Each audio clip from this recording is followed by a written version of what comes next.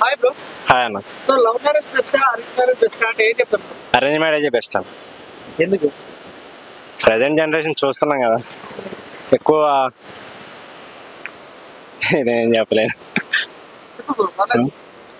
అంటే ఎట్లా అనిపిస్తారు బయట ప్రజెంట్ జనరేషన్ ఆడపిల్లలు చూసుకుంటే బయట ఎట్లున్నారు? అంటే నమ్మచ్చండి ఆడవాళ్ళు నమ్మొచ్చని చెప్పలేమన్నాను. కొంతమంది గుడ్ ఉన్నారు, కొంతమంది మరి చెప్పలేని స్థితిలో ఉన్నారు.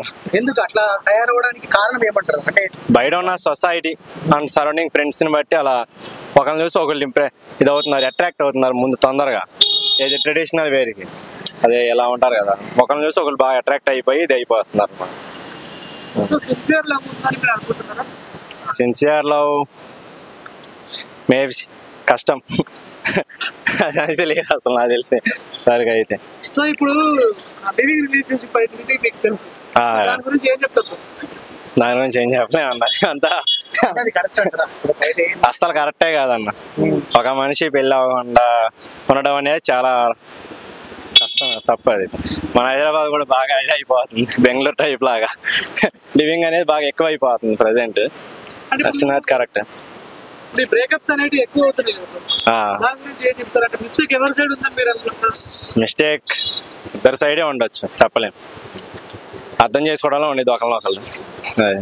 ఎలాంటి రీజన్స్ ఉంటాయి బ్రేకప్ కావడానికి? ఎలాంటి రీజన్స్ ఉంటాయి? మెయిన్ అండర్స్టాండింగ్, ఒకళ్ళు అండర్స్టాండ్ చేసుకుంటే ఎలాంటి బ్రేకప్ ఉండదు. Understanding is main important.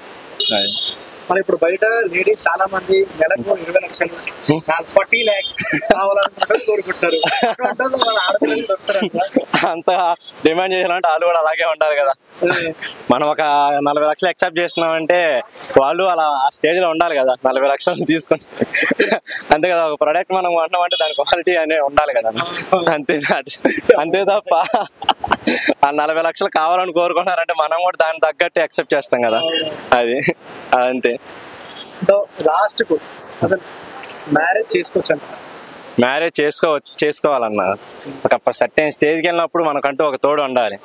అది మ్యారేజ్ మాత్రం పక్కా చేసుకోవాలి. బట్ మనకి అర్థం చేసుకునే పర్సన్ ఉంటే చాలా బాగుండేది. నా లైఫ్ లో లవ్ స్టోరీలు ఏం లేవు అన్న. వన్ సైడ్ అంటే ఉంటాయి, బట్ అవన్నీ చూసి ఆ క్షణం వదిలేయడం వరకే. అంతే. కాలేజ్ టైంలో ఎందుకు చెప్పలేకపోయారు మీరు? సర్టెన్ రీజన్స్, మనం వెళ్ళి మాట్లాడేంత స్టేజ్ కదా ఇంట్రోవర్ట్స్, మనం మాట్లాడలేని దూరం చూసి జస్ట్ ఇప్పుడు ఒకవేళ నీకు ప్రపోజ్ చేసే ఛాన్స్ వస్తే చేస్తారా? కష్టం అన్న, అవదు. అంటే మ్యారేజ్ అయిపోయింది ఉన్నది టచ్లో లేదు, మనం మాట్లాడలేం.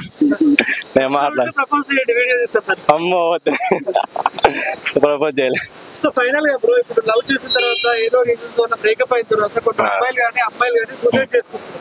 వాళ్ళకి ఏం చెప్తారు? అంటే తల్లిదండ్రులు కూడా ఆలోచించకుండా ఈ సూసైడ్ అనేది చాలా తప్పు, రాంగ్ పర్సన్, రాంగ్ డెసిషన్. మనం ప్రేమించే 2 years 3 years లవ్ చేసుకునే వాళ్ళ కోసం చావడం ఏందన్న. 20 years పెంచిన అమ్మ నాన్నల కంటే ఎక్కువైంది వాళ్ళు. కానీ ఒకటి వాళ్ళు వచ్చి పోయే వాళ్ళు, అది కరెక్ట్ కాదు. మెయిన్ అమ్మ నాన్న, తర్వాత ఏదైనా సరే, అంతే. ఓకే.